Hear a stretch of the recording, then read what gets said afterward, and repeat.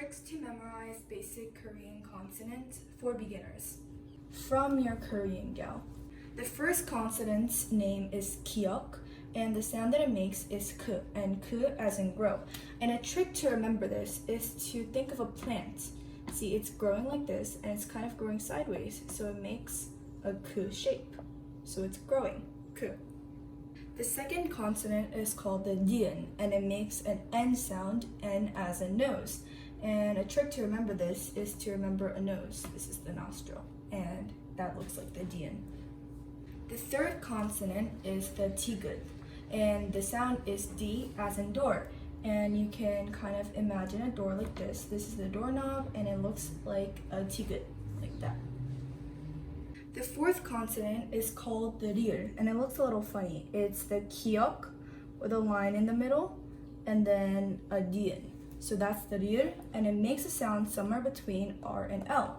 And the trick to remember it is that it's the kiok, grow, plus the dian, nose. So it's the kiok plus the dian, so the nose grows, so it's large. And large has both the letters R and L in it. So you can remember that the sound is somewhere between L and R.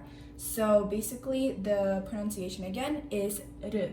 It makes a r sound. And how to write it, again, it's like this, and then you just continue writing it. The fifth consonant is called the bium, and it makes an M sound, M as in male. And the trick is that a male, like a letter male, has a square sound such as the Korean Hangul consonant. The sixth consonant is called a pube, and it makes a B sound such as in basket. And the trick is that it looks like a basket, basically. One of the people I tutor actually taught me this. The next consonant is called the shu, and it makes an S sound such as in split. And the trick is that you can just think of someone doing a split like this. So it's just a shu like that. The next consonant is called the iung, and the iung actually has no sound. So the trick is to know that it's blank, right? The inside of it is blank, so there's nothing, so there's no sound. The next consonant is called the chiut, and it makes a J sound such as jab.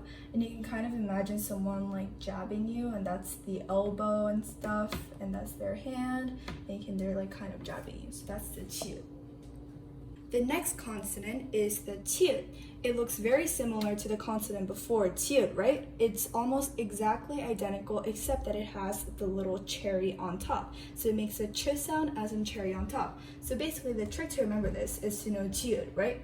And then you can just kind of see the cherry on top like that. So that's the tiut. The next consonant is called the kyuk, and it makes a K sound as in key, and this really looks like a key actually, and like this. I'm really not an artist, but it looks like a key like that. That looks a little ridiculous, but still, it's a key.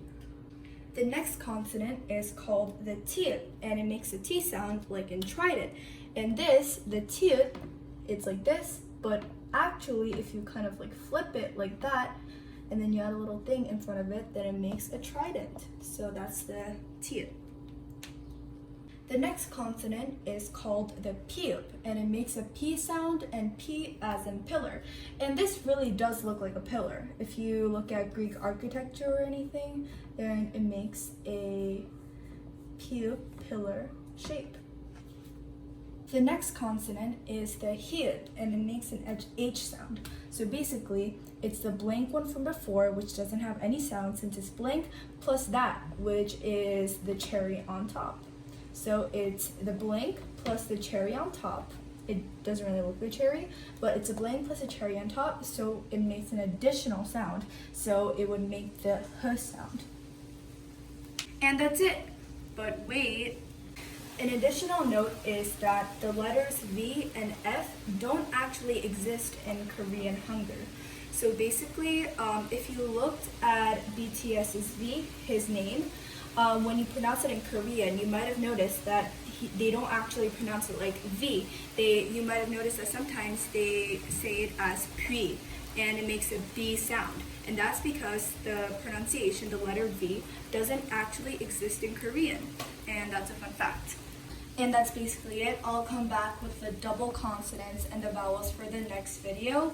My TikTok is @LearnSomeKorean, and so is my Instagram. And if you liked it, please like and subscribe. Thank you.